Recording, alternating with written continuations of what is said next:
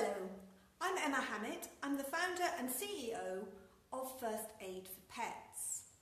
Today I'm going to go through how to help if your dog is having a seizure or a fit, or if you know that they're epilepsy and they happen to be having a convulsion. This will work as well for cats, but I'm using a dog to demonstrate. I'm also having the dog on top of a chair because otherwise it is too low for me to film. So if your pet is having a seizure, make sure that they are in a safe place, preferably on the floor, as that is the safest place for them to be. Okay, so it's going to move this round a little bit. Okay, so seizures are a disturbance in the brain, and they can be caused, or seizures can be caused by a disturbance in the brain, and they affect the wiring of the brain and can cause rigid, out of control movements or any form of disturbance.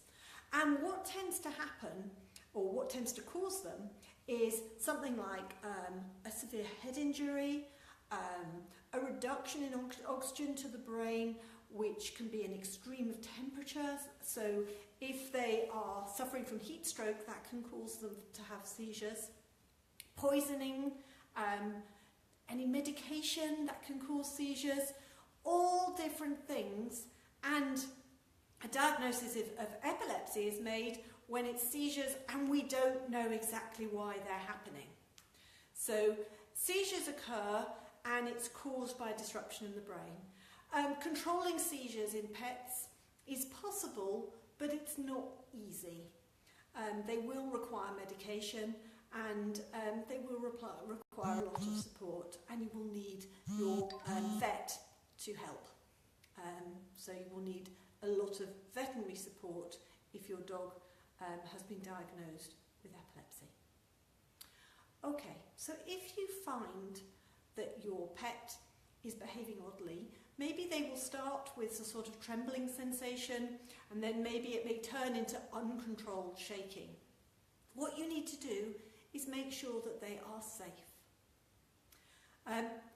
Keep your hands very clear of their mouth.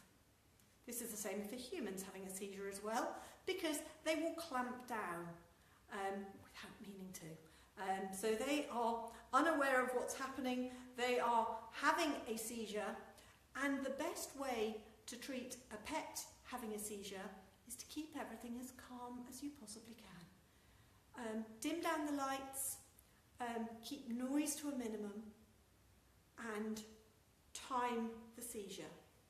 Look and see where the seizure occurs. Look and see what happened at what time. If you're able to, it's obviously very frightening for you as a pet owner if your dog is having a seizure and behaving strangely. But if you're able to monitor what's happening, you can then tell the vet, and it may give them more of an indication as to what is involved, what areas of the brain are involved, and what might be causing it. So the most important thing is if the seizure is lasting for more than a couple of minutes, or if it's repeated seizures, you need to get your pet to the vet straight away. Okay, so do not delay. If the seizure stops within 2 or 3 minutes, then let your pet recover. It may take them a couple of hours before they're back to normal. They may be very disorientated. They may not know what's happening at all. Don't rush them off to the vet at that point. Let them recover, and then call the vet and explain what happened. So you're only rushing them to the vet if the seizure is not stopping or if there are repeated seizures one after the other. And the reasoning behind that is that when someone is having a seizure, there's a reduced amount of oxygen to the brain. So you obviously want to do your very best to maximise that oxygen and to restore that oxygen supply as quickly as possible. And that's why for a human you'd be calling a paramedic, and for a pet, if they're not got to a vet quickly, then that reduced oxygen will obviously have could have long-term impact on them.